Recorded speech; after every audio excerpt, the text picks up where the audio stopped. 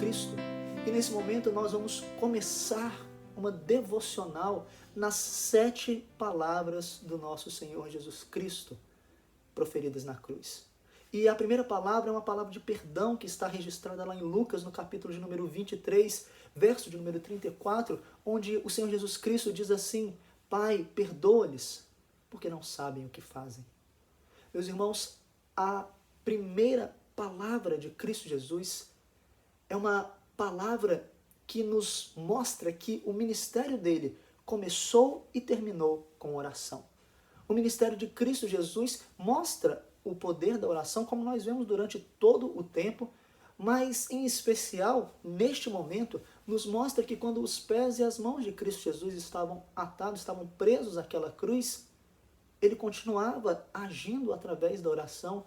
Em dias como os nossos, onde o nosso ministério presencial como igreja está tão diminuído, nós continuamos através do ministério da oração, principalmente. É lógico que há outras atividades que nós temos feito, mas o ministério da oração está mais vivo do que nunca.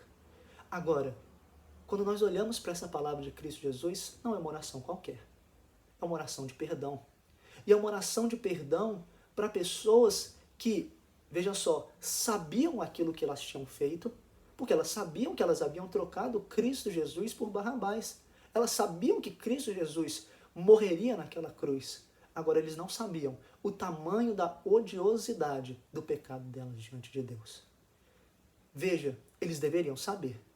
Cristo Jesus fez grandes sinais e milagres. Cristo Jesus ensinou o evangelho do reino como ninguém mais ensinou e nem poderia ensinar.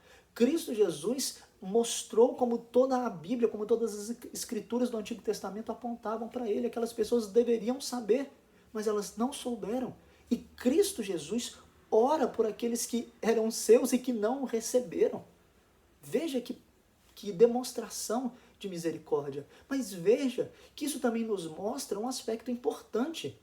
O pecado, ainda que não seja conhecido por nós, pelo nosso coração enganoso, pela nossa mente envolta em pecado, ele ainda é odioso diante de Deus e ele ainda precisa ser pago. O pecado, ele precisa receber o sangue sobre ele para que esse pecado seja anulado. Nós olhamos para o livro de Levítico e nós vemos sacrifícios pelos pecados ocultos. Nós olhamos para o livro de Salmos e nós vemos Davi clamando para que Deus limpasse ele daqueles pecados que ele não sabia quais eram. Meu querido, o pecado ele é odioso diante de Deus. E naquela cruz, Cristo Jesus paga por todos os pecados dos seus eleitos, inclusive os pecados ocultos. Essa é a ação do nosso Senhor Jesus Cristo. E aqui eu preciso fazer uma diferenciação com você. Nós vamos olhar rapidamente para o exemplo de Cristo Jesus, aquilo que nós podemos e devemos seguir, e nós precisamos olhar também para a obra de Cristo Jesus. O exemplo de Cristo Jesus é direto e é claro. Como ele mesmo ensina lá em Mateus, no capítulo de número 5, quando nós olhamos para o Sermão do Monte, Cristo Jesus nos ensina a orar pelos nossos inimigos, a amar os nossos inimigos, a orarmos por aqueles que nos perseguem. Cristo Jesus faz isso e nos mostra o quanto que nós devemos buscar ter paz com todos os homens. E nos mostra como nós não devemos pagar o mal com o mal, mas vencer o mal com o bem. Nos mostra como nós podemos e devemos ter essa mesma atitude. Nos mostra também o poder da oração. Cristo Jesus ora por pessoas que estavam distantes dele. E se nós formos parar para pensar, nós jamais imaginaríamos que as pessoas que crucificaram Cristo Jesus poderiam se arrepender depois daquela maneira. Isso nos chama a atenção para o fato que nós devemos continuar a orar, às vezes por pessoas que nós oramos há tanto tempo e olhamos e falamos, está tão distante, parece que nunca nada vai mudar. Deus tem o poder de mudar. E veja, nós olhamos para a oração de Cristo Jesus e percebemos que ela foi atendida.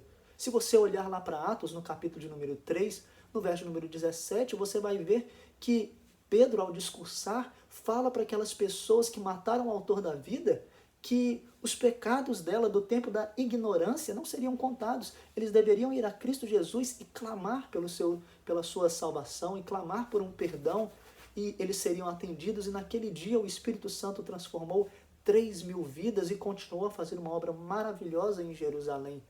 Agora, este é o exemplo de Cristo Jesus. Só que o cristianismo não é simplesmente a sua capacidade de cumprir o exemplo de Cristo Jesus. Se o cristianismo assim o fosse, nós estaríamos presos ao legalismo, estaríamos perdidos. Mas o cristianismo, aquilo que a igreja tem como principal, não é aquilo que ela faz hoje, mas é aquilo que Cristo fez por nós naquela cruz. É óbvio que nós ainda continuamos e somos discípulos e imitadores de Cristo Jesus, mas nós só o somos porque um dia na cruz o nosso Senhor Jesus Cristo transformou os seus inimigos em filhos de Deus. Nós assim o somos porque um dia na cruz o nosso Senhor Jesus Cristo, pela sua obra misericordiosa, ele pegou o pronunciamento de juízo sobre nós, juízo santo, juízo puro de Deus, e transformou em uma palavra de perdão. E essa palavra de perdão é aquela que nos garante a salvação pela obra de Cristo Jesus. É no perdão dele que nós confiamos.